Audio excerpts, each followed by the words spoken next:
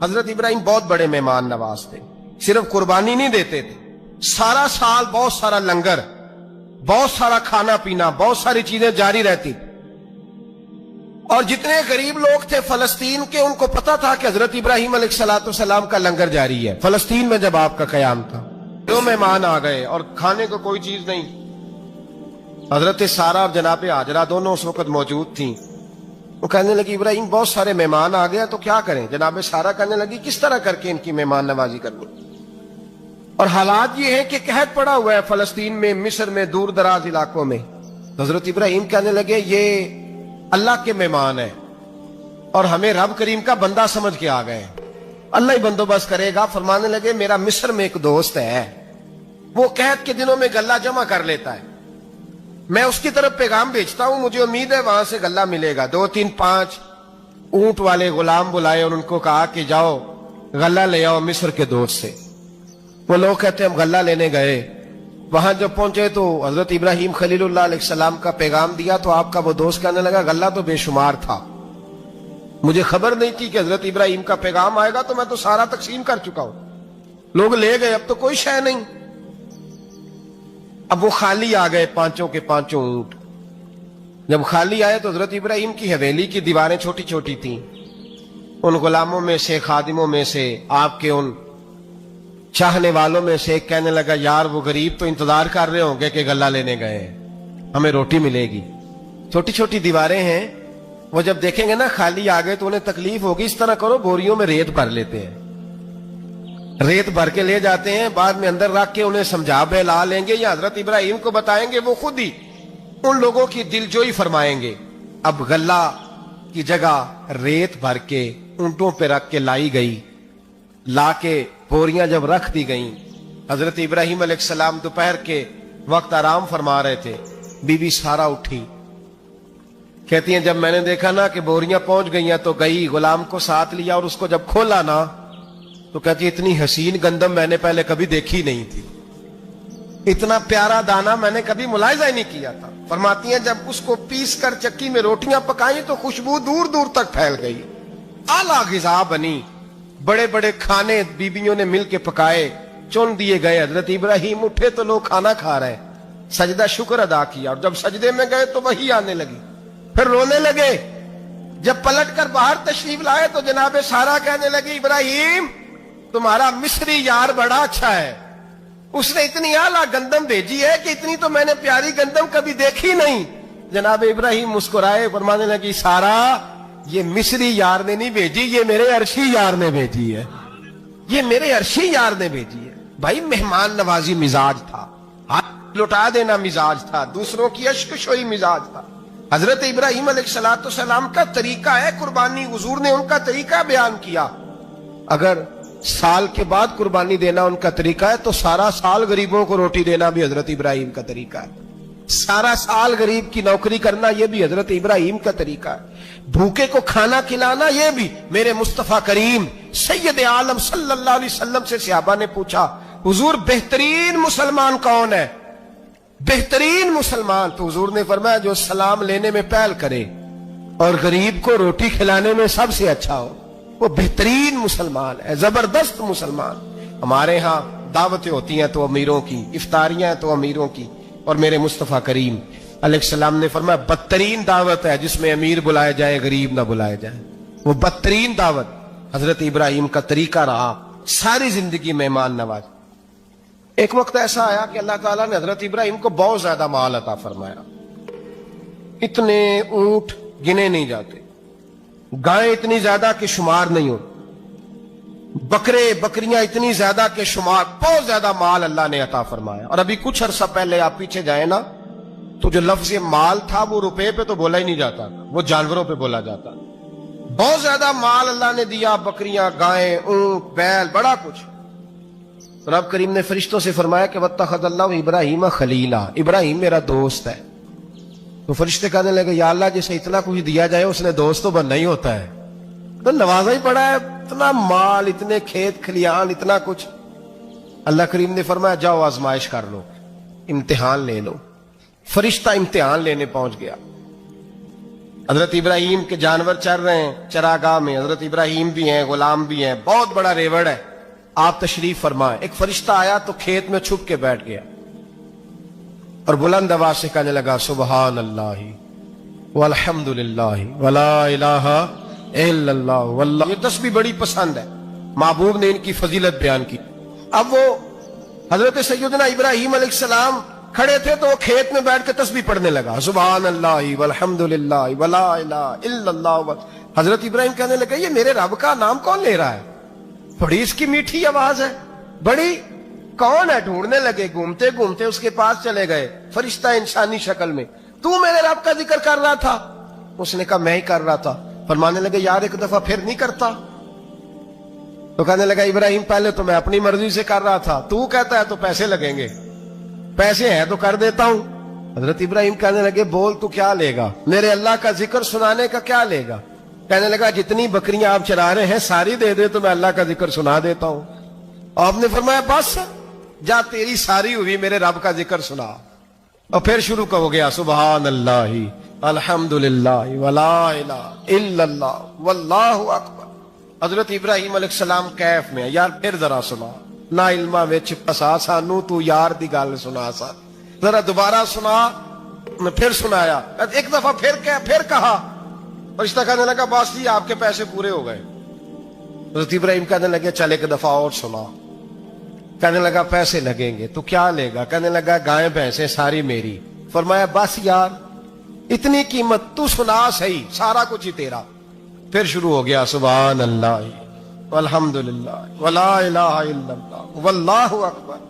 گائیں دے دیں، بھینسیں دے دیں، وہ ذکر سناتا ہے۔ حضرت ابراہیم کبھی مچلتے ہیں، کبھی روتے ہیں، کبھی آہیں بھرتے ہیں، تو میرے رب کا نام لے رہا ہے، ذرا پھر سے لے، کیف جاری ہے۔ کہنے لگا بس بھائی۔ حضرت ابراہیم فرمانے لگے تو اور لے لے جو لینا ہے، مجھے ذکر سنا۔ اس نے کہا ابراہیم بکریاں میں لے چکا، گائے بھینسیں میں لے چکا، اونٹ رہ گئے، سارے لے لوں گا پھر ذکر سناؤں گا۔ فرمایا جا تیرا ہوا تو ذکر سناتا رہ، میں دیتا ہوں۔ دے دیا، کچھ دیر ذکر کیا تو اب خاموش ہو گیا۔ حضرت ابراہیم خلیل اللہ علیہ السلام فرمانے لگے ذکر سنا۔ کہنے لگا ابراہیم اب تیرے پاس دینے کو کیا ہے، ہر چیز تو میں لے چکا۔ آپ فرمانے لگے یہ گائے بھینسیں بکریاں چرانے کے لیے تجھے کوئی نوکر ملازم بھی تو چاہیے نا، تو اس طرح کر مجھے رکھ لے، میں روٹی نہیں مانگوں گا، کھانا نہیں مانگوں گا، تو اللہ کا ذکر سناتا رہنا، میں تیرے جانوروں کی نوکری کرتا رہوں گا۔ حضرت ابراہیم علیہ السلام نے جب یہ کہا نا، فرشتے کی آنکھوں میں آنسو آ گئے۔ تر دامنی پہ شیخ ہماری نہ جائیے، ہم دامن نچوڑ دیں تو فرشتے وضو کریں۔ فرشتہ رو پڑا اور کہنے لگا ابراہیم مجھے سینے سے لگاؤ، آپ واقعی اس قابل ہے کہ اللہ آپ کو اپنا دوست بنائے، واقعی اس قابل ہے کہ رب آپ کو اپنا۔ حضرت ابراہیم علیہ السلام کا خدا سے محبت کرنے کا نرالا انداز، اور میرے بھائی یہی محبت انہیں میرے مصطفیٰ سے بھی تھی۔ ایک نبی گھر بنا رہا ہے، دوسرا بنوا رہا ہے، حضرت اسماعیل علیہ السلام پتھر اٹھا اٹھا کے لا رہے ہیں، جناب ابراہیم بنا رہے ہیں۔ جب خانہ کعبہ بن گیا تو کہنے لگے ربنا وابعث فیہم رسولا، اے اللہ اب اسے بسانے کے لیے اپنا آخری رسول بھی عطا فرما۔ نبی پاک فرماتے ہیں میں دعا ہوں حضرت ابراہیم کی، پر حضرت ابراہیم سے رب کریم نے فرمایا چل ابراہیم کوئی چیز دے، تو کہا یا اللہ تینوں ہی تیرے نام پہ قربان کرتا ہوں، تیری ہوئی ساری، ہر شے تیری۔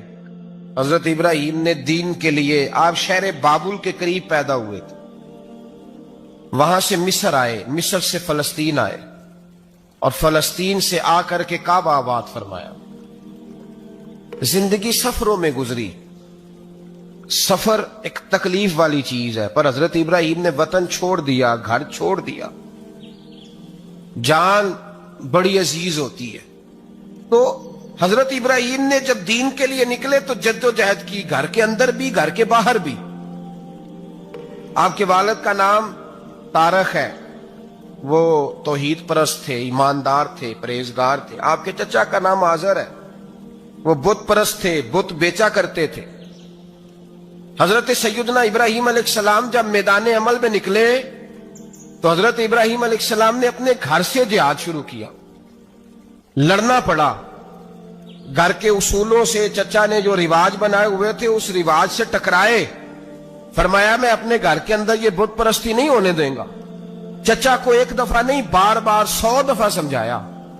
آپ کا چچا بت بنا کے بیچا کرتا تھا. حضرت ابراہیم علیہ السلام تھوڑے بڑے ہوئے تو کہنے لگا کہ چلو میرے ساتھ, تم بھی بت بیچنے ہیں, ہمارا کاروبار ہے. حضرت ابراہیم ساتھ نکلے تو بت پکڑا ہے, گندے پانی کے اندر اس بت کو ڈبوتے ہیں, کہتے ہیں کسی نے خریدنا ہے تو خرید لو, نہ یہ نفع دے سکتا ہے نہ نقصان دے سکتا ہے. جو اپنا آپ نہیں بچا سکتا تمہیں کیا بچائے گا, خریدنا ہے تو خرید لو. چچا کہنے لگا تو کاروبار چمکا رہا ہے کہ تباہ کر رہا ہے. گھر میں بڑے معاملات خراب ہوئے, جھگڑے ہوئے, لیکن حضرت ابراہیم علیہ السلام ایک منٹ کے لیے بھی اپنے گھر کے اندر بھی کمپرومائز کرنے کو تیار ہیں. یہ تھوڑا مشکل میں نے پہلو چھیڑ دیا ہے, یہ تھوڑا مشکل پہلو چھیڑ دیا ہے.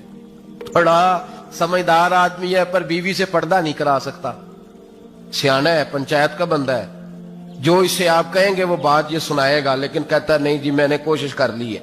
کس قسم کی کوشش ہے صاحب, یہ کیسے ہو گیا؟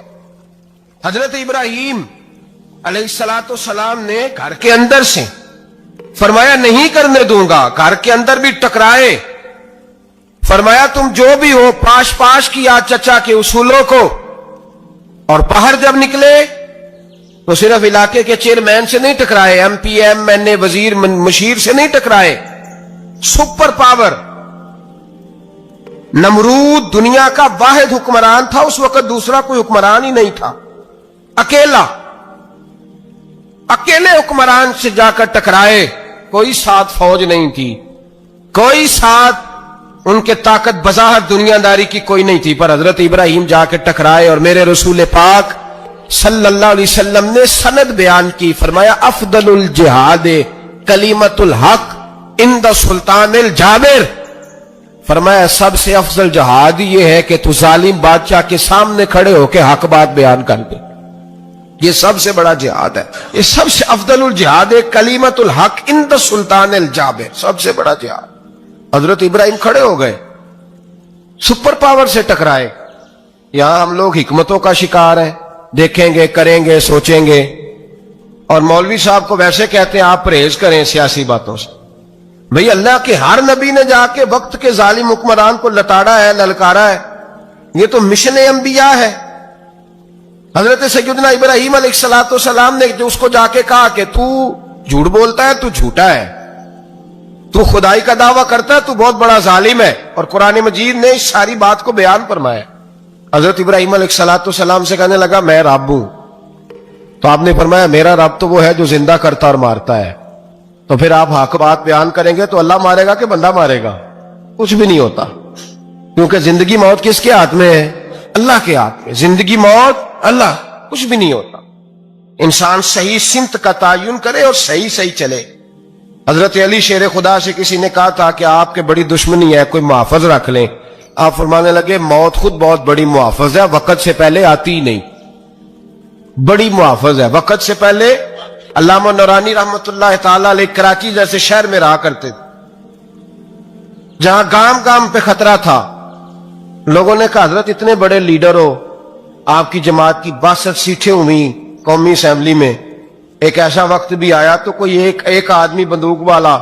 آپ فرمانے لگے مجھے ضرورت ہی نہیں, اس لیے کہ جس خدا رسول کے لیے میں نکلا ہوں وہ خود ہی حفاظت کرنے والے ہیں, ضرورت نہیں ان چیزوں. تو بھائی حضرت ابراہیم ٹکرائے, اور آپ کا انداز کیا ہے؟ جا کے کہا کہ تو نہیں, خدا وہ ہے جو زندہ کرتا. اور اس نے ایک بیوقوفوں جیسی دلیل دی. ایک آدمی کو کل پھانسی دینی تھی تو اس کو بلایا, کہنے لگا تجھے کب پھانسی ہے؟ اس نے کہا کل. کہنے لگا جا تجھے آزاد کیا, زندگی دی, اس کو چھٹی دے دی. ایک عام آدمی بیچارہ بیٹھا تھا, اس کو پکڑ کے نا کہنے لگا اس کی گردن اڑا دو. کہنے لگا دیکھ لو میں بھی زندہ کرتا اور مارتا ہوں, وہ جو کل مرنے والا تھا میں نے زندہ کر دیا ہے, اور جس کو پتہ ہی نہیں تھا کہ میں نے مرنا ہے اسے پکڑ کے میں نے مار دیا ہے. یہ بیوقوفوں جیسی دلیل ہے. حضرت سیدنا ابراہیم علیہ السلام چاہتے تو اسی وقت دلیل توڑ دیتے کہ تو کیا بیوقوفوں جیسی بات کر رہا ہے, اگر تو زندگی دیتا ہے تو مرے ہوئے میں جان ڈال کے دے جس کو تو نے مارا ہے. لیکن حضرت ابراہیم نے دیکھا کہ بیوقوف ہے, بیوقوفوں سے بحث نہیں ہوتی, دلیل بدل لی جاتی ہے, ان کی عقل کے مطابق بات کی جاتی ہے. حضرت ابراہیم فرمانے لگے میرا رب وہ ہے جو سورج مشرق سے نکالتا ہے اور مغرب میں غروب کرتا ہے. تو اگر رب ہے تو تو مغرب سے نکال کے مشرق میں غروب کر. فبہت الذی کفر، کافر لاجواب ہو گیا، اس کے پاس اس چیز کا کوئی جواب نہیں تھا۔ علامہ اسماعیل حقی نے ایک خوبصورت فقرہ لکھا ہے، خوبصورت، جان ڈال دی ایک جملہ کہہ کے۔ حضرت سیدنا علامہ اسماعیل حقی رحمت اللہ علیہ فرمانے لگے، چونکہ نمرود بیوقوفوں جیسی باتیں کر رہا تھا، اگر وہ یہ کہہ دیتا نا کہ میں سورج کو نکالتا ہوں مشرق سے، میں غروب کرتا ہوں معاذ اللہ مغرب میں نکالتا ہوں، تو آپ اپنے رب سے کہیے کہ وہ مغرب سے نکال کے مشرق میں غروب کرے۔ علامہ اسماعیل حقی فرماتے ہیں رب کریم کی آواز قدرت تھی، مالک حضرت ابراہیم علیہ السلام کے اس، اگر وہ کہہ دیتا اور حضرت ابراہیم دعا کر دیتے تو رب کریم نے فرشتوں کو تیار بٹھایا ہوا تھا، فرمایا اگر یہ کہہ دے میرے خلیل سے کہ سورج مغرب سے نکال کے مشرق میں غروب کرنا ہے تو تیار رہنا، جس طرح خلیل کہیں گے ویسے ہی کر دیں گے۔ واتخذ اللہ ابراہیم خلیلا، ابراہیم ہمارا دوست جو ہوا، جیسے کہے گا ویسے کر دیں گے۔ حضرت سیدنا ابراہیم علیہ السلام کی باتوں کا جب جواب نہ دے سکا، دلیل نہیں بندہ دیتا، پھر لڑائی کرتا ہے، پھر جھوٹے موٹے اعتراض کرتا ہے۔ دلیل ختم ہوتی ہے تو لوگ ذاتیات میں اترتے ہیں، کہتے ہیں یہ کھانستا صحیح نہیں، دیکھتا صحیح نہیں، دلیل ختم، اب ذاتیات پہ اترے، کہنے لگے مجھے پتہ چلا ہے کہ یہ فلانی جگہ گیا تھا تو وہاں جا کے اس نے اس طرح کیا ہے۔ پھر لوگ ذاتیات پہ اترتے ہیں، جب دلیل کا جواب دلیل سے نہیں دے پاتے پھر ذاتیات پر اتر کر حملے کرتے ہیں۔ حضرت ابراہیم کے دلائل کا جواب نمرود نہ دے سکا تو کہنے لگا کہ اس کو آگ میں ڈال دو۔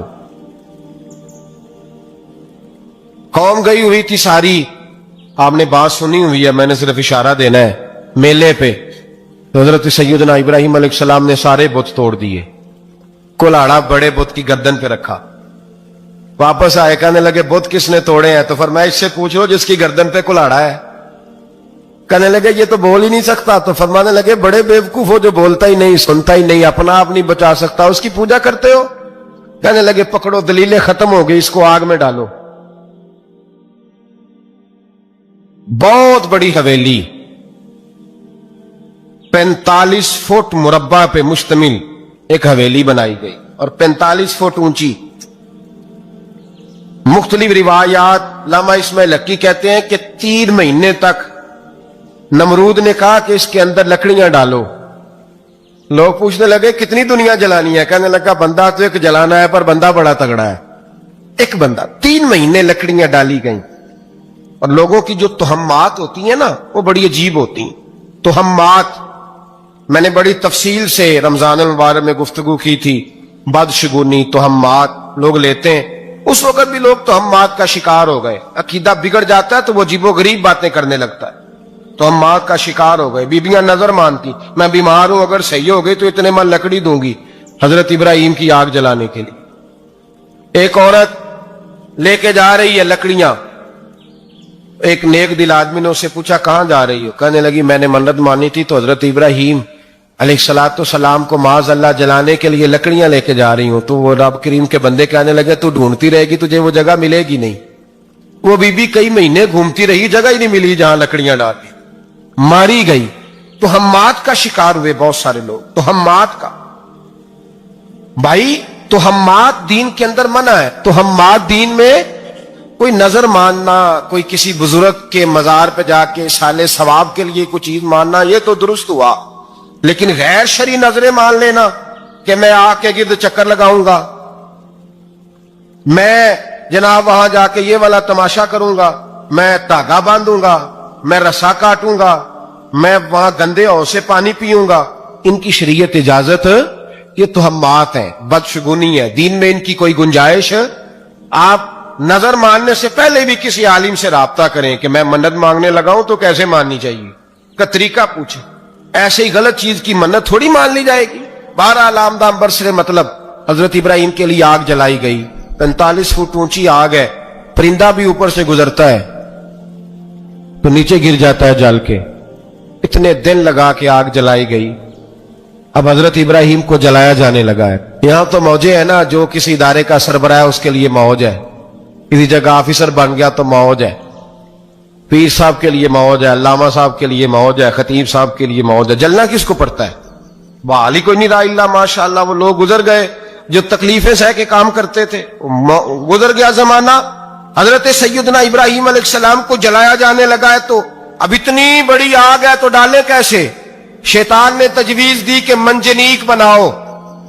منجنیق, بڑے بڑے بانس باندھ کے ان کے نیچے رسا باندھو. وہ جس طرح جھولنے کے لیے جھولا بنایا جاتا ہے, اس طرح ایک منجنیق پرانے زمانے میں اس میں پتھر رکھ کے پھینکے جاتے تھے دشمنوں پہ. وہ منجنیق بنائی گئی کہ دور سے حضرت ابراہیم کو پھینکیں گے. ہاتھ حضرت ابراہیم کے باندھ دیے, پاؤں مبارک باندھ دیے, پوری زمین پہ ایک نام لینے والا خدا کا. اور اس کو آج رسیوں میں جکڑا ہوا ہے. جب پھینکا جانے لگا نا آگ میں, حوریں رونے لگی, فرشتے تڑپنے لگے, اے اللہ یہ کیا ہونے لگا ہے؟ ایک تیرا خلیل اور وہ بھی آگ میں. فرمایا جاؤ جا کے اس سے کہو اگر تمہاری مدد لیتا ہے تو اسے بچاؤ. اب آ کا فرشتہ آیا, کہا ابراہیم اگر تو کہے. او بھائی ان چیزوں کو کہانی سمجھ کے نہ سنا کریں, یہ داستان نہیں, یہ وہ طریقے ہیں جو ہمارے رسول نے ہمیں اپنانے کا حکم ارشاد فرمایا ہے. جو عقیدے, یہ وہ نظریات ہیں جو ہمیں اوڑھنے کو کہا گیا. اپنے رب کریم کی رضا پہ راضی رہنے کے یہ وہ خوبصورت مواقع ہیں صوفیاء نے جن کو بنا کر سمجھا کر ہم تک پہنچایا ہے. یہ ہے اہل طریقت کی باتیں. وہ کہتے ہیں یار جس حال میں رکھے راضی رہنا ہے. حضرت ابراہیم علیہ السلام کو پھینکا جا رہا ہے, فرشتہ آیا, اے اللہ کے خلیل اگر حکم دو تو اتنی ہوا چلاؤں کہ نمرودی جل جائے سارے, آگ ان پہ پھینک دی جائے. آپ نے فرمایا تو جا, تجھ سے مجھے کوئی کام نہیں. تھوڑی دیر کے بعد پانی کا فرشتہ آیا, کہا حضور اتنی بارش برساؤں گا کہ آگ بجھ جائے گی. فرمایا تو جا, تجھ سے کوئی کام نہیں. اب جب منجنیق میں رکھ دیے گئے, آگ میں جانے کا لمحہ ہے, تیاری ہے, حضرت جبریل امین حاضر خدمت ہوئے. کہا ابراہیم کوئی حاجت؟ فرمایا تجھ سے کوئی نہیں. کہا چلو مجھ سے نہیں تو رب کریم سے ہی بات کر لو, مجھے پتا ہے میں چھوٹا ہوں, آپ مجھ سے مدد کیوں لوگے, رب کریم سے ہی بات کر لیں. تو حضرت ابراہیم کہنے لگے جبریل یہ بتا, رب کو نہیں پتا اس کا خلیل کس حال میں ہے؟ اسے نہیں پتا میں کس حال میں ہوں, میرے ہاتھ بندھے ہیں, پیر بندھے ہیں آگ میں, اسے نہیں پتا. بتایا تو اسے جاتا ہے جسے خبر نہ ہو. تو اگر اسے پتا ہے, اگر وہ جلانے پہ راضی ہے تو میں بھی جلنے کو تیار ہوں, میں تیار ہوں, میں تیار ہوں. اسے کہو ٹھیک ہے. حضرت سیدنا ابراہیم علیہ السلام کو منجنیق میں ڈال کے جو پھینکا آگ میں, یا نار کونی بردم و سلاما علی ابراہیم, اللہ نے فرمایا اے آگ میرے ابراہیم پہ ٹھنڈی بھی ہو جا اور سلامتی والی بھی ہو جا. حضرت ابراہیم کو دو فرشتوں نے بٹھا دیا زمین پہ, پھول کھلے ہیں, کونپلیں مہک رہی ہیں, کلیاں خوشبو دے رہی ہیں. حضرت ابراہیم نے سر سجدے میں رکھ دیا, سبحان اللہ والحمد للہ ولا الہ الا اللہ واللہ اکبر. حضرت ابراہیم اللہ کی تسبیح پڑھنے لگے, رب کریم کا شکر بجا لانے لگے. نکلے وہاں سے, کچھ دن گزر گئے, نکلے, حکم ہو گیا ابراہیم علاقہ چھوڑ دو. حضرت ابراہیم علیہ السلام وہاں سے نکل کے مصر آئے, چچا کے پاس ٹھہرے. انہوں نے اپنی بیٹی جناب سارہ کا نکاح کر دیا. کچھ آگے بڑھے تو ایک ظالم بادشاہ سے ٹکرائے. اس نے ایک شہزادی, ایک بادشاہ کی بیٹی قید کی ہوئی تھی, جناب ہاجرہ نام تھا, ان کو قید سے چھڑا کے ساتھ لائے. حضرت لوط علیہ السلام بھی ساتھ. یہ 4 لوگوں کا قافلہ چلا, فلسطین میں جا کے پڑاؤ ڈالا, گھر بار چھوڑا, تبلیغ شروع ہوئی. حضرت ابراہیم کے گھر میں 2 خواتین ہیں, ایک آپ کی بیوی ہیں, ایک حضرت ہاجرہ ہے. اولاد کوئی نہیں, بڑا میوہ ہے میٹھا. گھر وہی آباد ہوتا ہے جس میں بچے روتے ہیں, گھر ہوتا ہی وہ ہے جس میں بچوں کی چنچناہٹ ہوتی ہے, پھن بناہٹ ہوتی ہے. حضرت ابراہیم نے ایک بچہ روتے ہوئے دیکھا تو آنکھوں میں آنسو آئے, کہنے لگے ربی حب لی من الصالحین, یا اللہ مجھے بھی نیک اولاد عطا کر دے. حضرت سارہ نے سن لیا, کہنے لگی ابراہیم شاید میرے بطن سے تو آپ کو نصیب نہیں, ہاجرہ سے نکاح کر لو.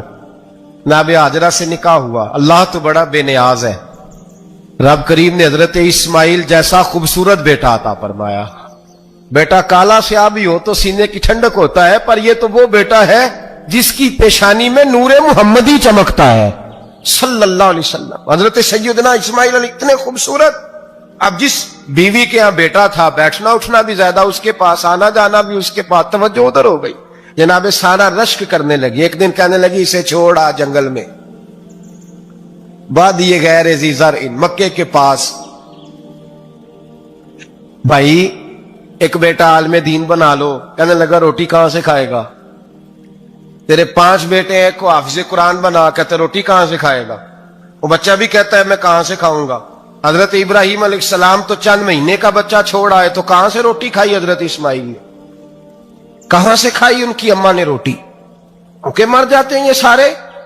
میں بڑی ذمہ داری سے کہا کرتا ہوں کہ جتنی خوبصورت روٹی اللہ کریم دین کے خادموں کو عطا کرتا ہے شاید کسی اور کے نصیب ہوتی ہو، لیکن ہم لوگ توجہ ہی نہیں کر رہے، ہمارا ذوق ہی نہیں بن رہا، ہم یہ محنت ہی نہیں کر رہے کہ قوم کو مستند علماء کی ضرورت ہے، علاقوں کے علاقے خالی ہیں، ادھر ہمارا مزاج ہی نہیں بن رہا، توجہ ہی نہیں دین کی خاطر۔ اور پھر چلے بچے تو بعد کی بات ہے نا، جو ابھی خود جوان ہے وہ بھی تو یہ دعا، ایک صاحب مجھے کہنے لگے میں دعا مانگ رہا ہوں اللہ مجھے بیٹا دے تو میں اسے دین پہ لگاؤں گا، تو میں نے کہا آپ بھی بوڑھے نہیں ہوئے، آپ خود ہی لگ جائیں، بیٹا تو ابھی آئے گا تو لگے گا نا، تو آپ تو اس وقت ہے تو آپ تو پہلے لگے نا صاحب، 2 گھنٹے تو نکال کے آئے، دین سیکھنے کو کافی ہے۔ آپ اتنی لمبی سوچ رہے ہیں کہ بچہ آئے گا تو بڑا ہوگا تو وہ جائے گا تو دیکھی جائے گی، ابھی تو آپ ہیں تو آپ تو آؤ۔ حضرت ابراہیم نے بچہ وہاں چھوڑا۔ یہاں سے جو عمرہ کرنے لوگ جاتے ہیں نا، جو حج کرنے جاتے ہیں، ان کو پتا ہے کہ وہاں دنیا کی ہر نعمت ملتی ہے، پھر بھی ڈبل ٹرپل پیسے لوگ جیبوں میں ڈال کے جاتے ہیں۔ حضرت ابراہیم جب وہاں لے کے گئے تو کوئی انسان نہیں تھا، پانی کا قطرہ نہیں تھا، 2 کلو کھجوریں، ایک مشکیزہ، بیوی کو تھمایا۔ ہمارے گھر میں ہزاروں چیزیں پڑی ہیں لیکن وہ جو توکل ہے نا وہ ختم ہو گیا ہے۔ اللہ دے گا، حلال حلال پہ قناعت کرے، جائز جائز پہ بھروسہ کرے، رب کریم عطا کرنے والا ہے، وہ مزاج ختم ہو گیا۔ حضرت سیدنا ابراہیم علیہ السلام 2 کلو کھجوریں، ایک مشکیزہ پانی کا دے کر کے، اور وہاں بٹھایا آپ نے اپنے بچے کو اور اپنی زوجہ جناب ہاجرہ کو، اور بٹھا کر کے یہ واپس پلٹنے لگے تو حضرت ہاجرہ سلام اللہ علیہ نے آواز دی، کہا ابراہیم کس کے سہارے پہ چھوڑ کے جا رہے ہیں؟ جہاں آب زمزم کا کنواں ہے نا، جو لوگ گئے ہیں انہوں نے صفا مروہ کی صحیح کی ہے، صفا مروہ سے باہر نکلے نا، سرکار کی ولادت کا مقام ہے، اس جگہ پہ آب زمزم کا کنواں تھا، وہاں حضرت سیدنا ہاجرہ کو بٹھایا، کوئی چیز نہیں، کوئی درخت نہیں، کوئی کھیت نہیں، کوئی پانی نہیں، کوئی کنواں نہیں، وہاں بٹھایا اور بٹھا کر کے نکلنے لگے تو جناب ہاجرہ فرمانے لگی ابراہیم کس کے سہارے پہ چھوڑ کے جا رہے ہو؟ کہنے لگے اللہ کے سہارے پہ۔ تو پاک باز بی بی نے ایک لفظ پوچھا، کہا ابراہیم یہ میرے رب کا حکم ہے؟ یہ میرے بس جن کا عقیدہ توحید مضبوط ہو ان کے لیے ایک جملہ کافی ہوتا ہے، یہ میرے اللہ کا حکم ہے؟ تو جناب ابراہیم علیہ السلام فرمانے لگے ہاجرہ ہاں رب کا حکم ہے۔ جب یہ لفظ کہے تو چاہیے تھا نا حضرت ابراہیم تسلی دیتے، تو بی بی صاحبہ تسلی دینے لگی، عرض کرنے لگی ابراہیم اگر اللہ کا حکم ہے تو پھر آپ ہماری فکر نہ کرنا، اگر یہ رب کا حکم ہے تو پھر ہماری فکر نہ کرنا، جس رب نے ہمیں یہاں تک پہنچایا ہے وہ ہمیں کبھی بھی ضائع نہیں فرمائے گا، پھر فکر نہ کرنا۔ حضرت ابراہیم آ گئے، بات آپ نے سنی ہوئی ہے، اشارہ کرنا مقصود ہے۔ 13 سال میں چلے مان بھی لیا جائے بعض روایات کی روشنی میں کہ آتے جاتے بھی رہے، لیکن مکمل دیکھ بھال اپنے بچے کی پرورش میں پورا حضرت ابراہیم علیہ السلام کا کردار، سارا کردار ماں کا تھا۔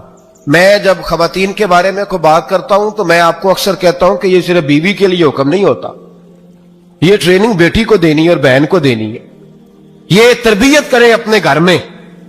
میں تجربے کی روشنی میں یہ بات عرض کیا کرتا ہوں کہ بھائی بچے باپ کے فرما بردار اس وقت ہوتے ہیں جب اماں انہیں باپ کا فرما بردار کرتے ہیں، اور بچے باپ کے نافرمان بھی تب ہوتے ہیں جب اماں انہیں باپ کا۔ میں نے اپنے کانوں سے سنا ایک دفعہ ایک بچہ اپنے باپ سے کہہ رہا ہے آپ نے تو ساری زندگی باہر گزار دی، پیسے کمانا کون سا مشکل کام ہے، دکھ سکھ تو سارے اماں نے برداشت کیے، سکولوں میں وہ جاتی تھی، فلانا کام وہ کرتی تھی، فلانا کام۔ اب یہ سوچ اس کی ذاتی تو نہیں، یہ اس کو دی گئی ہے، اور اگر اس کو یہ سوچ دے دی جائے کہ اماں کہے کہ میں تو اپنوں میں رہی ساری زندگی، میں نے تو اپنوں میں وقت گزارا، اور تیرا باپ تو کئی دفعہ جنازے بھی نہیں پڑھ سکا، نے تو ماں باپ ایسے دفن کر دیے، وہ اگر یہ سوچ فراہم کرے تو پھر بچہ باپ کا فرما بردار ہوتا ہے۔ اور یہ والی روایتیں ہم بیوی کو سناتے ہیں، حالانکہ کس کو سنانی چاہیے؟ بولیے، بہن اور बेटी को, बहन और बेटी को सुनाएं ये बातें, उनको समझाएं, ताकि आगे जाके वो जो घर तरतीब दे वो घर बड़ा उम्दा और निखरा हुआ हो। हजरत सैयदना इब्राहिम 13 साल के बाद आए, चूंकि घर में अल्लाह तबारक व तआला की दोस्ती का चर्चा था, अल्लाह तबारक व तआला की महबूबियत का गलबा था। 13 साल के बाद फलम्मा बालगा माहूसा, या बेटा जब इतना बड़ा हुआ कि साथ चलने लगा, तो हजरत इब्राहिम ने अपने बेटे को बुला के कहा, बेटा मुझे ख्वाब आई है, मैं तुझे ज़िबा कर रहा हूं, तेरी क्या रजा है? तो हजरत इस्माइल कहने लगे, या अबतिफ अलमा तो उमर, अब्बा जी अल्लाह जैसे हुक्म देता है मेरे साथ वैसे ही करें, जैसे अल्लाह हुक्म देता है वैसे ही बोलिए, वैसे ही करें। हजरत हाजरा को कहा कि एक दोस्त ने दावत की है तो वहां जा रहे हैं, बीबी मुतमईन है, तफसीलात की जरूरत नहीं, खत्म बात, इतबार है, मुतमईन हो गई। शैतान पीछे से आया अम्मा के पास, जरा थोड़ी देर के लिए तसव्वुर जमाइए,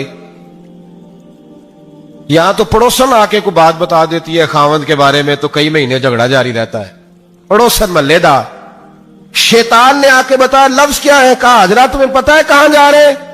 कहा दोस्त की दावत में। तो कहने लगे दोस्त कौन है? रब करीम। और इब्राहिम का ख्याल है कि उस रब ने मुझे हुक्म दिया है कि मैं ज़िबा करूं। तो हजरत हाजरा कहने लगी कभी बाप भी बेटा ज़िबा करते हैं? शैतान कहने लगा उनका ख्याल है कि उनके रब ने हुक्म दिया है। जनाब हाजरा फरमाने लगी अगर रब ने हुक्म दिया तो फिर तू मुझे शैतान लगता है, तू मुझे शैतान लगता है। का क्या मतलब? फरमाने लगी अगर रब करीम का हुक्म है तो मेरे पास एक इस्माइल है, अगर 1000 भी होते मैं सारे अल्लाह के रास्ते में पेश कर दे देती। मालिक का ही तो है सारा कुछ, उसी का है, इसमें लैतोला अल्लाह की क्या गुंजाइश? हजरत सैयदना इब्राहिम अलैहिस्सलाम ने बेटे के हलक पे छुरी रख भी दी और छुरी चला भी दी, रख भी दी, और वो तो अल्लाह करीम ने फरमाया या इब्राहिम कद सदक़ता रुया, इब्राहिम तूने ख्वाब सच्चा कर दिखाया। हुजूर सल्लल्लाहु अलैहि वसल्लम के पास एक मेहमान आ गए रात के वक्त में। जब वो आए तो हुजूर ने पूछा खाना खाना है? तुमने कहा खाना है। झूठ और भूख को जमा करना मना है? कहा जी खाना है। तो हुजूर सल्लल्लाहु अलैहि वसल्लम ने फरमाया अज़वाज मुतहरात के घरों में पता करो कुछ है। हजरत उम्मे सलमा के घर में पता किया तो कहा या रसूलल्लाह 4 दिन से रोटी नहीं पकी। हजरत ज़ैनब से पूछा तो कहा हुजूर कई दिन से चूल्हा ही नहीं जलाया। हजरत आयशा सिद्दीका, हजरत मैमूना, हजरत सौदा, तमाम घरों से बज़ाहर ये 2 जहां के शाह हैं, पर पास कुछ रखते नहीं, 2 जहां की नेमतें हैं इनके खाली हाथ में। हर चीज है पर फकर इख्तियारी है। कोई शय ना मिली तो नबी पाक सल्लल्लाहु अलैहि वसल्लम ने मस्जिद में ऐलान किया, फरमाया कौन है जो मेरे मेहमान को रोटी खिलाए? इन लफ्जों का हुसन कोई हुसन वाला ही समझ सकता है। फरमाया कौन है जो मेरे मेहमान को खाना खिलाए? तो एक सहाबी ले गए और उठे, वो सहाबी जो सहाबा में गरीब थे, एक अंसारी जो गरीब आदमी थे। बहुत ज्यादा अमीर आदमी अल्लाह की राह में खर्च नहीं कर पाता, उसके लिए मुश्किल हो जाता है। उसके लिए बहुत अमीर आदमी जो होता है ना, वो जितना ज्यादा अमीर होता है ना उतनी दीवार उसके गिर्द खड़ी हो जाती है पैसों की, मुश्किल हो जाता है उसके लिए। गरीब आदमी खड़े हुए, अगरचे मेरे महबूब के गुलामों में जो बड़े अमीर थे वो भी खर्च करने में बड़े आगे थे। हजरत उस्मान गनी रदी अल्लाह ताला, हजरत अब्दुर्रहमान इब्ने औफ, हजरत अबू बकर सिद्दीक रदी अल्लाह। लेकिन ये गरीब आदमी का हुजूर मैं ले जाऊंगा, मैं लेके जाऊंगा। और ये बुखारी मुस्लिम है। हुजूर ने फरमाया ले जाओ। वो अब सहाबी घर ले गए और बीवी से मशवरा किया, बात पे गौर करना, हर चीज की भूख देखी जा सकती है, बच्चों की नहीं देखी जा सकती। वो अंसारी हुजूर के मेहमान को घर ले गए, जाके बीवी से मशवरा किया, कहा भली मानस घर में कुछ है? तो उसने कहा थोड़ा सा बच्चों के लिए खाना रखा है, बच्चों के लिए। बच्चे तो बुज़दिल कर देते हैं, बच्चे तो आदमी को बुज़दिल कर देते हैं, बच्चे तो मार देते हैं, कलेजा फट जाता है बच्चा भूखा हो तो, नींद नहीं आती। अब सहाबी अपनी बीवी से क्या कहते हैं?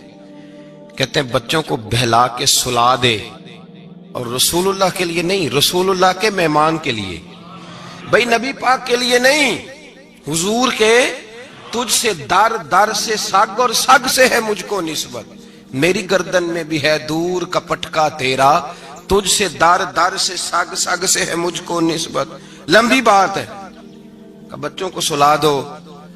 बीबी ने बच्चों को सुला दिया तो मियां बीवी का मशवरा हुआ कि मेहमान के साथ बैठ के रोटी खाना भी सुन्नत है। तो अब मेहमान के साथ बैठ के खाना भी है, तो खाना है एक दो आदमी का। अब खामद अपनी बीवी को तैयार करता है कि मैं भी खाने पे बैठ जाऊंगा, तू भी बैठ जाना। और जब मेहमान खाने में हाथ डाल ले तो तू उठना, कहना ओहो दिया तो सही किया ही नहीं, अभी बुझ जाएगा, और जाके दिया बुझा देना। हम हाथ हिलाते रहेंगे, मेहमान रोटी खाता रहेगा। और यार इस दर्द को, इस कैफ को समझो। घर में बच्चे भी भूखे, बच्चों की माँ भी भूखी, बच्चों का बाप भी भूखा, दस्तरखान पे रोटी लग गई, रोटियां चुन डाली, बीबी उठी कहने लगी ओहो चिराग तो सही किया ही नहीं, ये तो बुझ जाएगा। हौसलेमंद बीबी जिसने बच्चे भूखे सुला दिए, वो भूखे सोए हुए बच्चों की भूखी अम्मा उठी और अपने खामंद की ताबेदारी में उठी। मैं गुड्डी ते हथ डोर सजन दे, वो जिंज रखे उंज रहना है। उठी और उसने ना दिया ठीक करने के बहाने बुझा दिया। मेहमान रोटी खाता रहा और रसूलुल्लाह के नौकर कुर्बानी देते रहे। वो रोटी खा के सैर हो के बिस्तर बिछाया तो सो गया। ये मियां बीवी सारी रात बच्चों की तरफ देखते रहे और गौर करते रहे और राजी रहे कि हमने हुजूर का फरीजा निभाया है। कुर्बान जाऊं महबूब पे, बेखबर हो जो गुलामों से, वो आका क्या है। वो सहाबा वो अगर कुर्बानियां देते थे तो जो एजाज मिलता था वो भी बड़ा शान वाला है। सहाबी कहते हैं मैं फजर की नमाज पढ़ने मस्जिद आया, पहला कदम रखा तो मेरे करीम बोले, हुजूर ने फरमाया रात जो तूने और तेरी बीवी ने अमल किया है खुदा को भी बड़ा पसंद आया है, मोहम्मद मुस्तफा को भी बड़ा पसंद है।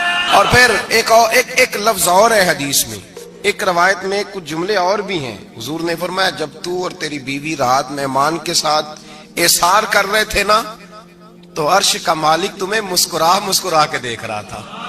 रब तुम्हें देख के मुस्कुरा रहा था, रब तुम्हें देख के मुस्कुरा। तर दामनी पे शेख हमारी ना जाइए, हम दामन नचोड़ दें तो फरिश्ते वुजू करें। पर मैं वो मुस्कुरा रहा था कि मेरे बंदे मेरे रसूल की रिजा के लिए क्या कर रहे हैं। और साहब देखो, नबी पाक के लिए नहीं, खानदान के लिए नहीं, खानदान नबुव्वत के लिए नहीं, हुजूर के ना समझे यार, इस पहलू को समझे। नबी पाक के बरेली के इमाम बोल पड़े, फरमाने लगे तुझसे दर, दर से साग, साग से है मुझको निस्बत, तुझसे दर, दर से साग कुत्ते को कहते हैं फारसी में।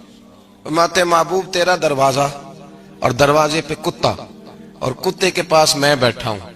चलो कुत्ते के पास तो बैठा हूं ना, मेरी गर्दन में भी कोई तो पटका आया ही है ना।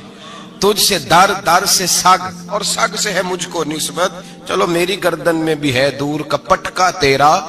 कुरान मजीद बोल उठा, रब करीम ने फरमाया हबीब ये तेरे गुलाम वो हैं कि वयुक्सिरूना अला अनफुसिहिम वलौ काना बिहिम खसासा। फरमाया इनका हाल ये है कि जिस चीज की शदीद हाजत होती है वो भी अपने भाइयों पे कुर्बान कर देते हैं, वो दे देते हैं तेरे नाम पे। जब मक्के वाले मदीने आए, अंसारे मदीना, तो मेरे मुस्तफा करीम ने फरमाया न तुम्हारी नस्लें एक हैं न कबीले एक हैं, लेकिन तुम्हारा नबी एक है, तुम्हारा रसूल एक, खुदा एक, किताब एक, तुम्हारा मेरी वजह से रिश्ता है। चलो अपने भाइयों के साथ एसार करो, चलो एसार करो। अगर किसी के 2 मकान थे तो उसने एक उसको दे दिया जो मक्के से आया था, 2 बाग थे तो एक दे दिया, किसी के पास एक था तो आधा बांट के दे दिया, हर चीज तकसीम कर दी। हालात बदल जाते हैं, हालात बदल जाते हैं। तिलकल अय्याम नुदाविलुहा बैनन नास, अल्लाह लोगों के दरमियान दिन बदल देता है। हालात बदल गए, बड़ा माले गनीमत आया, बनु नुज़ैर का इलाका फतह हुआ तो मेरे रसूल पाक सल्लल्लाहु ताला अलैहि वसल्लम ने अंसारे मदीना को इकट्ठा किया। फरमाया भाई माल अब बड़ा आ गया है। 2 बातें, यहां तो इस तरह करते हैं कि मैं इनको कहता हूं जो मक्के से आए थे कि जितनी तुम्हारी जायदादें बाग इन्होंने लिए हैं वापस कर देते हैं तुम्हें, और जो माल आया है वो भी तुम में से आधा आधा दोनों के दरमियान बांट देते हैं, या जैसे तुम्हारा दिल चाहे तुम्हारे माल भी वापस करते हैं और जो वहां से माल आया वो तुम्हारे बीच बांट देते हैं, या अगर तुम कहो तो ये माल इनको दे देते हैं मुहाजिरीन को, तुम्हें तुम्हारे माल वापस मिल जाते हैं। हुजूर ने पूछा अंसारे मदीना से, हजरत साद बिन मुआज, साद बिन उबादा तड़प के खड़े हुए, अर्ज की महबूबा मैं तो अबू बकर को जानता ही नहीं था, हुजूर मुझे क्या पता उमर कौन है, میں کیا جانوں عثمان غنی مولا علی کی عظمتوں کو، محبوبہ میں نے تو تجھے ان کی طرف مسکرا کے دیکھتے ہوئے دیکھا ہے، تیرا جلوہ دیکھا ہے، تجھ سے در در سے سگ سگ سے ہے مجھ کو نسبت، یا رسول اللہ صلی اللہ علیہ وسلم ہم سے مشورہ نہ کریں، آپ اس طرح کریں جو جائیدادیں ہم نے انہیں دی ہیں وہ بھی ان کے پاس رہنے دیں، اور جو مال آیا ہے وہ بھی ان میں تقسیم کر دیں، اس لیے کہ ہمیں تو بس اتنا پتا ہے کہ یہ آپ کے غلام ہیں، آپ کے نوکر ہیں، ہمیں اس سے زیادہ کسی چیز کے کوئی غرض، بس آپ کے غلام ہے، بات ختم ہو گئی۔ حضور خاموش ہو گئے۔ صحابہ کہتے ہیں دیر کے بعد ہم نے کہا فیصلہ ہونا چاہیے، فیصلہ پتہ کیا ہوا؟ حضور نے ہاتھ اٹھائے، کہا اے اللہ میرے مدینے والوں پہ رحم فرما، اے اللہ میرے انصار پہ رحم فرما، اللہ ان کے جذبے قبول فرما۔ بھائی اثار والی زندگی وہ کیا بات ہوئی کہ میں نے بڑی قربانی دی ہے، اور جب تک تو قربانی نہیں دیتا تو قدر والا نہیں ہوتا۔ جو چیز قربانی سے حاصل ہوتی ہے اس کی قدر ہوتی ہے، جو چیز مفت میں آ جاتی ہے اس کی کوئی قدر نہیں ہوتی، کوئی قدر نہیں۔ میں اکثر سوچتا ہوں کہ حضرت خواجہ اجمیری کے خلیفے اجمیر میں بھی تو ہونے چاہیے تھے نا، لیکن ان کے خلیفے اجمیر میں نہیں ہوئے، دلی میں ہوئے۔ تو میں سوچتا ہوں دلی والوں کے خلیفے دلی میں ہونے چاہیے، لیکن دلی میں نہیں ہوئے، پاک پتن میں ہوئے۔ تو پاک پتن والوں کے یہاں ہو جاتے، وہ اس لیے کہ قربانی جو دیتا ہے نا، جو دور سے چل کے آتا ہے وہ قربانی کرتا ہے، قربانی دیتا ہے، اس کو قدر زیادہ ہوتی ہے۔ ہم نے کسی شے کے لیے کبھی قربانی نہیں دی، نہ دین کے لیے، نہ قرآن کے لیے، نہ مسجد کے لیے، نہ شیخ کے لیے، نہ طریقت کے لیے، قربانی تو ہے ہی نہیں۔ تو جو شے مفت ملتی ہے اس کا نہ مزہ آتا ہے نہ قدر ہوتی ہے۔ جو چیز قربانی کر کے لیتے ہو نا، قربانی کر کے، اس کی قدر ہوتی ہے۔ کسی لیے کہا تھا کسی درویش نے، اس نے کہا تھا قدر نبی دا ایک کی جانن دنیا دار کمینے، قدر نبی دا جانن واگے سو گئے وچ مدینے۔ ان سے پوچھو نا، ان سے پوچھو ان حضرات کو کتنی قدر تھی۔ قربانی اپنی زندگی میں دینا سیکھیں۔ ایک ہوتی ہے بندے کی ذاتی خواہش، اس کو کچلنا بڑا مشکل ہوتا ہے۔ قربانی بڑی ضروری چیز کا نام ہے، اور جو قربانی دینا سیکھ جاتا ہے وہ بچ جاتا ہے۔ کتیا 6 بچے جنم دیتی ہے لیکن قربانی نہیں نہ دیتی بچوں کی، تو ریوڑ نہیں بنتے، اجڑ نہیں بنتے۔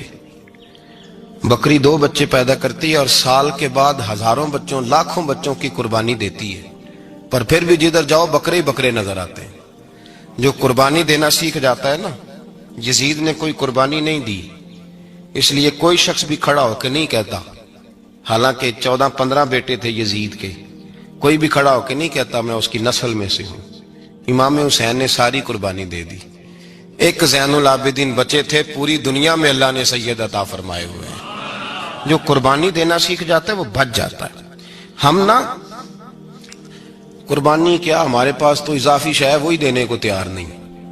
جب آپ تیار ہی نہیں تو سودا ہی نہیں کر، آپ نکلے ہی نہیں میدان میں، تو حاصل کیسے ہوگا؟ حصول تو تب ہوگا نا جب آپ کوئی انویسٹمنٹ کریں گے۔ تو آپ انویسٹ ہی نہیں کر رہے تو بھائی آپ نے پودا ہی نہیں لگایا تو پھل کیسے ملے؟ قربانی نہیں دی تو وہ درجہ کیسے ملے؟ اس کے لیے تو قربانی ضروری ہے۔ اب تمام صحابہ کی زندگی پڑھ لیں، حضرت ابو بکر سے لے کر حضرت بلال تک، یہ سارے قربانی والے ہیں۔ آپ تمام اولیاء کی صفت پڑھ لیں، حضرت غوث اعظم، جیلانی، داتا علی اجمیری، خواجہ معین الدین، یہ سب قربانی والے لوگ ہیں۔ قربانی دیتے رہے تو بچے ہوئے۔ ان کے جو ساتھ تھے وہ بھی قربانیوں والے تھے۔ قربانی حصہ ہے طریقت کا، قربانی ضروری ہے۔ اور ہمارے صوفیاء تو کہتے ہیں جس شخص نے تصوف میں آ کے قربانی نہیں دی، بزرگوں کے پاس ایک شخص آیا، غالباً خواجہ نظام الدین محبوب الہی کی بات ہے، میرے ذہن میں نام پورا نہیں سما رہا، تو ایک مرید نے آ کے کہا حضور زکوٰۃ کتنی دینی ہے؟ فرمایا 2.5%۔ تھوڑی دیر کے بعد حضرت نصیر الدین چراغ دہلوی آ گئے، کہا حضور اللہ کے رستے میں کتنے دینے ہیں؟ فرمایا 50%۔ ایک ساتھی قریب بیٹھا تھا، اس نے کہا پہلے کے لیے 2.5% کا فتویٰ تھا، اس کو کہہ دیا دے دے۔ چند منٹ گزرے تو حضرت امیر خسرو بھی آ گئے، کہا حضور زکوٰۃ کتنی دینی ہے؟ فرمایا جو ہے سارا ہی لے آ، تیری 100% ہے۔ تو وہ ساتھی جو قریب بیٹھے تھے اس نے کہا بابا فتوے علیحدہ علیحدہ ہیں۔ فرمایا فتویٰ ایک ہی ہے، بندے علیحدہ علیحدہ ہیں۔ فتویٰ ایک ہی ہے. مجھے پتا ہے کون کتنے دے سکتا ہے. وہ جس کو میں نے 2.5% کہا ہے وہ بھی جا کے حساب کتاب کرے گا. اس نے 2.5 بھی پورا نہیں دینا. فرمایا جس امیر خسرو کو میں نے کہا نا سارا لے آ, اس کا دل کرے گا میں اپنا مکان بھی توڑ کے لے آؤں. میں نے فتویٰ ایک ہے, بندہ دیکھ کے بات کی ہے. بھائی قربانی نہیں ہے, اظہار ہی نہیں ہے, جذبہ ہی نہیں ہے, ہمارا مزاج ہی نہیں ہے. لیکن نا یہ اب ایک تو شریعت کی قربانی ہے نا یہ, تو اس پہ بھی لوگ بڑا سوچیں گے, اس پہ بھی لوگ بڑا سوچیں گے. فتوے پوچھتے پھریں گے کہ جی میرے اوپر تو ابھی میں نے تو 15,500 قرضہ دینا ہے, دوں کہ نہ دوں, کون سی دوں. فتوے پوچھیں گے. دینے کی دفعہ فتوے پوچھیں گے اور لینے کی دفعہ چھٹی, جو آتا ہے آنے دو. کبھی لینے کی دفعہ بھی فتویٰ پوچھنا صاحب کہ یہ مجھے اتنا مال آ رہا لے لوں کہ نہ لوں. وہ لے لیا, قابو کر لیا. جب دینے کی باری آئی تو فتویٰ احصار کرے. اور احصار صفت ہے مسلمان کی. یہ احصار کرنے لگتا ہے تو بچنے لگ جاتا ہے, اس کا فائدہ ہونے لگ جاتا ہے. قربانی دینے لگ جاتا ہے تو بچ جاتا ہے. کسی نے کہا تھا سن اے مسلمان, یہ نقطہ فیض قرآنی میں ہے, عظمت و اسلام اور مسلم صرف قربانی میں ہے. اگر تو جینا چاہتا ہے تو قربان ہو. اپنے مزاج میں قربانی. اور ایک عیسائی اسکالر تھا امریکہ کا, صرف ایک حدیث پڑھ کے مسلمان ہو گیا, کلمہ ہی پڑھ گیا. حدیث کیا ہے؟ جنگ یرموک ہے. تو 7 صحابہ زخمی ہیں, چور چور زخموں سے لیٹے ہوئے ہیں, گرمی بڑی شدید ہے. العطش العطش, پیاس پیاس پیاس پکارے ایک صحابی. ایک آدمی دوڑا دوڑا آیا, پانی کا برتن ہاتھ میں ہے, اس کے منہ کے قریب پانی کیا تو قریب ایک اور زخمی نے کہا میں بھی پیاسا ہوں. زخموں سے چور چور شخص نے, میدان میں پڑے ہوئے آدمی نے کہا یار پہلے اسے پلا دو, وہ زیادہ پیاسا ہے. وہ کہتا ہے میں جب اس کے پاس گیا اس کو پانی دینے لگا تو ایک آدمی قریب سے اور بولا یار میرے تو زبان پہ زخم ہے, دوڑ کے آؤ, بڑی پیاس. کہتا میں نے پانی کا کٹورا اس کے قریب جو کیا تو چوتھا بول پڑا. میں اس نے کہا ادھر لے جاؤ یار میرا گزارا ہو جائے گا, کام چل جائے گا. وہ کہتا 5واں بول پڑا تو چوتھے نے انکار کر دیا, میں نہیں پیوں گا, پہلے اس کے پاس لے جاؤ. کہتا حد ہو گئی. 7ویں تک میں آیا, اور جب میں 7ویں تک آیا تو پہلے نے پھر چیخ ماری. تو فرماتے ہیں وہ 7واں کہنے لگا نہیں ادھر لے جا یار, اس کو پیاس زیادہ لگی ہوئی ہے. کہتے ہیں جب میں اس تک گیا تو وہ جام شہادت نوش کر چکا تھا. پلٹ کے دوسرے کے پاس آیا تو وہ بھی فوت ہو گیا. تیسرے کے پاس آیا تو وہ بھی رب کریم کی بارگاہ ناز میں حاضر ہو گیا. 7 شہید ہو گئے. تو پانی کا کٹورا میرے ہاتھ میں رہا. میں کبھی آسمان دیکھتا, کبھی زمین دیکھتا, کبھی پانی دیکھتا, کبھی میں ان 7 شہیدوں کے چہرے دیکھتا. پھر دل میں خیال آیا یہ تو گردنیں کاٹنے والے تھے, یہ تو ایک دوسرے کو قتل کرنے والے تھے, یہ تو خون پینے والے تھے. آج یہ سارے اس لیے کر رہے ہیں کہ سارے محمد عربی کے غلام بن گئے, رسول اللہ صلی اللہ علیہ وسلم کے نوکر بن گئے. وہ کہتا میں نے حدیث پڑھی تو میں مسلمان ہو گیا. میں نے کہا یہ جذبے دنیا دار بندہ پیدا نہیں کر سکتا, یہ جس نے جذبہ پیدا کیا ہے وہ اللہ کا سچا رسول ہے. میرے بھائی اظہار کا مزاج پیدا کریں. قربانی تو نہیں رہی معاشرے میں, اظہار ہی تو نہیں ہے. ہم روایتیں پڑھتے ہیں سنتے ہیں, لیکن آپ یقین کریں پنکھے کے نیچے مسجد میں ایک دوسرے کو جگہ دینے کو تیار نہیں. پنکھا ہے نا چل رہا ہے تو کوشش ہے کہ مجھے عین اس جگہ ملے جہاں پنکھا چل رہا ہے. اتنا بھی اظہار کرنے کو لوگ تیار نہیں, اتنا بھی. اور درجے بڑے بڑے لینے چاہتے ہیں, بڑے بڑے درجے. وہ ہمارے پاس لوگ آتے ہیں 2-4 لفظ لکھے ہوتے ہیں نا نام کے ساتھ, کوئی علامہ لکھ دیتا ہے, کوئی پیر صاحب لکھ دیتا ہے, تو لوگ بڑی باتیں پوچھ لیتے ہیں. کئی دفعہ آ کے پوچھتے ہیں میرا زیارت کرنے کو دل کرتا ہے. میں کہتا ہوں یار تو نے آخری سیڑھی پہ پیر رکھ دیا ہے, بالکل آخری پہ. دل تو تیرا جس چیز کو کرے گا تو وہ کرنے لگ جائے گا. پہلے شروع تو حضرت جنید بغدادی رحمت اللہ تعالی علیہ, وہ دریا کنارے کھڑے تھے تو آپ دریا کے اندر پیر رکھا آگے جانے کے لیے. یہ اعلیٰ حضرت نے لکھا ہے واقعہ ملفوظات شریف میں. دریا پار کرنے کے لیے پیر رکھا تو ایک شخص کہنے لگا حضور مجھے بھی ساتھ لے لیں. آپ نے فرمایا میں دریا پار کروں گا تو اس طرح کرنا, میرا کرتا پکڑ لے اور یا جنید کہنا شروع کر دے. یا جنید. اس پہ فتویٰ بھی لگ جاتا ہے پر کیا کرے، اب مسئلہ تو صحیح ہے نا. تو پیر میرا پیچھے سے کرتا پکڑ لے اور یا جنید کہا ہے. وہ کہتا ہے پیر رکھا نا حضرت نے پانی میں تو میں بھی پیچھے. تو حضرت جنید بغدادی کیا کہتے ہیں، یا رحمان یا اللہ، یا رحمان یا اللہ. وہ خود یہ پڑھ رہے ہیں اور مجھے لگایا یا جنید. کہتے ہیں دریا میں وہ بھی چلنے لگے تو میں بھی، یوں لگا جیسے پکے فرش پہ چل رہے ہیں. کہتے ہیں تھوڑا سا گزرا تو میں نے کہا بابا خود یا رحمان یا اللہ کہہ رہا ہے اور مجھے یا جنید پہ لگایا ہوا ہے، تو چلو میں بھی یا رحمان یا اللہ پڑھتا ہوں. کہتے ہیں میں نے یا رحمان یا اللہ کہا تو میں ڈوبنے لگ گیا، دریا میں ڈوبنے لگا. تو حضرت فرمانے لگے تجھے کہا نا یا جنید کہہ. کہتے پھر یا جنید کا تو پھر اوپر آ گیا. تھوڑا اور جا کے اب شیطان باز تو آتا نہیں، الذی یوسوس فی صدور الناس، یہ جاتا تو دل تک ہے نا، باز تو آتا نہیں. دن میں 36 دفعہ تو مشورہ دیتا ہے کہ سیدھی نماز پڑھو، یہ کس چکر میں لگ گئے، روز تو تقریر کرتا ہے. کہتا پھر دل میں وسوسہ آیا تو پھر میں نے جا کے کہا کہ یہ مجھے خود یا رحمان یا اللہ اور میں یا جنید. پھر میں نے کہا یا رحمان یا اللہ تو پھر ڈوبنے لگا. کہتے ہیں بابے نے پکڑ کے نکالا، کہا چپ کر کے یا جنید کہہ اگر پار جانا ہے تو یا جنید کہہ. کہتے کنارہ آ گیا تو میرے دل میں خود ہی تھی، وسوسہ تھا کہ بابا تو یا رحمان یا اللہ کہے تو ترے، میں کہوں تو ڈوبے. میرے دل میں وسوسہ تھا. اللہ والے ادھار تو رکھتے ہی نہیں نا، جو بات دل میں آتی ہے وہ بیان پہلے کر دیتے ہیں. ادھار تو ہے ہی نہیں ان کے ہاں. وہ تو کہتے ہیں تجھے بولنے کی گنجائش ہی نہیں دیں گے، تیرے سوال دل میں ہوگا جواب ہماری زبان پہ ہوگا. یہ تو چکر ہی نہیں نا، بالکل کوئی کھاتا ہی نہیں. رب کریم کا بندہ تو بات ہی وہ کرتا ہے جو کو دل میں لے کے آتا ہے. فرماتے ہیں جیسے ہی میرے دل میں یہ وسوسہ تھا، حضرت جنید بغدادی رحمت اللہ تعالی علیہ باہر نکل گئے تو پلٹ کے میری طرف دیکھا اور مسکرا کے فرمانے لگے بیٹا جنید تک تو پہنچ لے، اللہ تو ابھی بڑی دور ہے. ابھی جنید تک تو پہنچ جا، ابھی تو جنید تک نہیں پہنچا، ابھی تو میرے تک تو پہنچ جا، اللہ تو ابھی بڑی دور ہے. تو ڈائریکٹ ہی وہاں تک جانے لگا ہے، شروع تو ہو ابھی. تو یہاں لوگ سیدھا ہی آ کے کہتے ہیں زیارت کرنی ہے. مجھے ایک صاحب کہنے لگے جی میں نے ایک پیر صاحب کے بارے میں سنا ہے ان کی بیعت ہوتے ہی بندے کو نبی پاک کا دیدار ہو جاتا ہے. میں نے کہا ٹھہر جا ذرا، اس کو بھی کہہ بریک پہ پیر رکھے، بیعت کرتے ہی دیدار ہو جاتا ہے. یہ کوئی لوٹ سیل ہے؟ زندگی گزر جاتی ہے انسان کی، مر جاتا ہے، اور جس کو حضور کا دیدار ہو پھر بچ جائے، پھر قائم رہے، پھر اس کی زندگی نہ بدلے، پھر اس کا دنیا سے کوئی تعلق رہ جائے.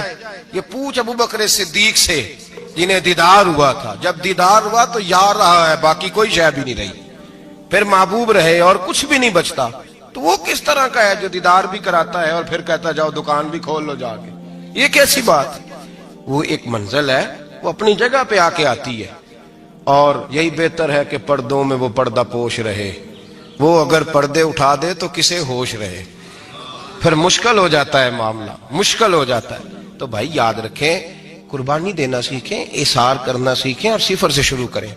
زندگی میں ہم لینے کے چکر میں پڑ جاتے ہیں تو نقصان اٹھاتے ہیں. عقل کے گھوڑے کم دوڑائیں، محبت کے ساتھ عمل زیادہ کریں، دماغ کا استعمال کم کریں اور عمل زیادہ کریں، زیادہ عمل کریں. ورنہ شیطان تو نماز بھی نہیں پڑھنے دے گا. وہ تو کہے گا کہ جناب چلو ٹھیک ہے اللہ نے معاف ہی کر دینا ہے نا. وہ تو کچھ بھی نہیں کرنے دے گا. دماغ کا استعمال کم کریں اور عمل زیادہ کریں، جد و جہد زیادہ کریں، اظہار کریں، قربانی کریں. اپنی زندگی میں کریں، کسی کے لیے کچھ اظہار کریں، کسی کو کچھ دیں. یہ جو ہم اولاد کے لیے قربانی دیتے ہیں نا، تو یہ قربانی نہیں ہوتی، یہ لالچ ہوتا ہے، یہ سودا ہے. پتہ ہے آپ کو، یہ سودا ہے. ہم بچپن میں ان کی خدمت کریں گے، یہ بڑھاپے میں ہماری خدمت کریں گے. تو یہ تو تجارت ہے، یہ کوئی اصول نہیں. میرے بچے بڑے ہو گئے تو مجھے خیر صلی اللہ، یہ تجارت ہے بھائی، یہ تجارت ہے، یہ قربانی نہیں. تو تجارت ہے. یہ آپ جو کر رہے ہیں یہ تو کمیٹی ڈال رہے ہیں آپ، اور چونکہ نیت یہ ہوتی ہے خدمت کی تو پھر نصیب والوں کو خدمت ملتی ہے، قسمت والوں کو ملتی ہے. ورنہ بچے کہتے ہیں ابا جی ٹھیک ہے